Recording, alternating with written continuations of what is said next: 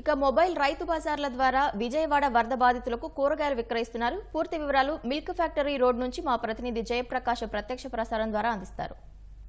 ముంపు ప్రాంతాల్లో సహాయక చర్యల్లో భాగంగా ప్రభుత్వం మార్కెటింగ్ శాఖ ఆధ్వర్యంలో అతి తక్కువ రేట్లకే సంచార రైతు బజార్లను ఏర్పాటు చేసి వాళ్ళ వద్దకే ఈ రైతు బజార్లను తీసుకువచ్చి అందరికీ తక్కువ రేట్లలో ఇస్తూ ఉన్నారు. ప్రస్తుతం మనం మిల్క్ ఫ్యాక్టరీ రోడ్లో ఉన్నాము. వరుసగా మనం చూసుకున్నట్లయితే వరుసగా 3 వెహికల్స్ పెట్టి డివిజన్ల వారీగా పెట్టి ఇక్కడ జనాలందరికీ వరుసగా ఇస్తున్నారు. జనాలు కూడా క్యూ లైన్లో నించొని మరి వీటన్నిటిని కొనుక్కుంటూ ఉన్నారు. ఎందుకంటే ఈరోజు దాదాపు బయట ఒక్కొక్కటి కనీసం 30-40 రూపాయలకి పైనే విక్రయిస్తున్న పరిస్థితి మనకి కనబడుతూ ఉంది.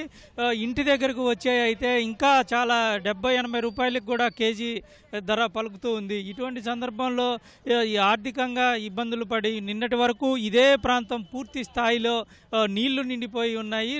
నిన్నటి నుంచే ఇక్కడ దాదాపు నీళ్ళంతా పోయి బయటికి వచ్చి సాధారణ జీవితం ప్రస్తుతానికి వీళ్ళు సాధారణ పరిస్థితికి వస్తూ ఉన్నారు.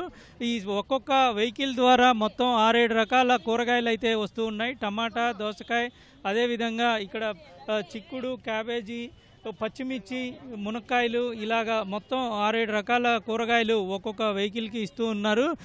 2 రూపాయలు, 5 రూపాయలు, 10 రూపాయలుగా వాటి ధరని నిర్ణయించి మార్కెటింగ్ శాఖ ప్రజలకు అందిస్తూ ఉంది.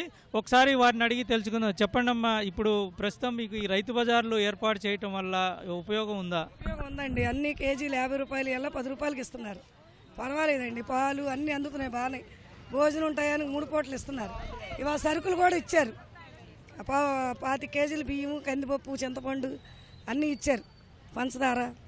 మార్కెట్కి వెళ్ళి కొనుక్కోవాలంటే కనీసం ఒక 2-3 రకాలు ఎంత అవుతుంది? రకాలు 200 రూపాయల నిందా రావట్లేదండి.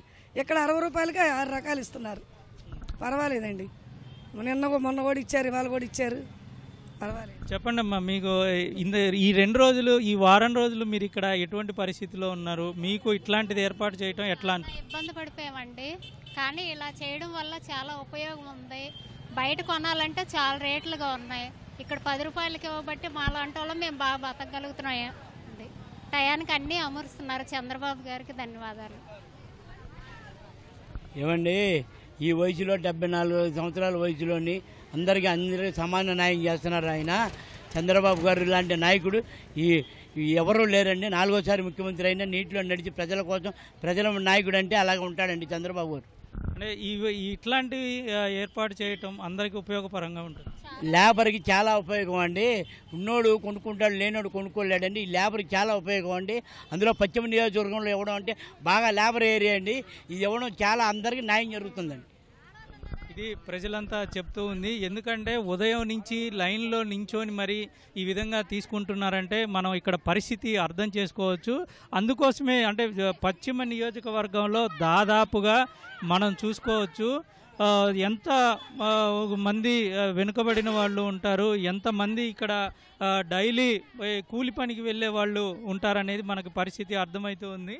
ఎక్కువ శాతం ఈ కార్మికులు ఇటు ఉండటం వల్ల వాళ్ళ ప్రజలకు తగ్గట్టుగానే అధిక సంఖ్యలో ఇక్కడికి ఈ సంచార మార్కెట్, అదేవిధంగా నిత్యావసర సరుకుల పంపిణీ, ఆహార పంపిణీ, ఇక్కడ మరొక వైపు శానిటేషన్ ఇక్కడ మనం చూసుకోవచ్చు.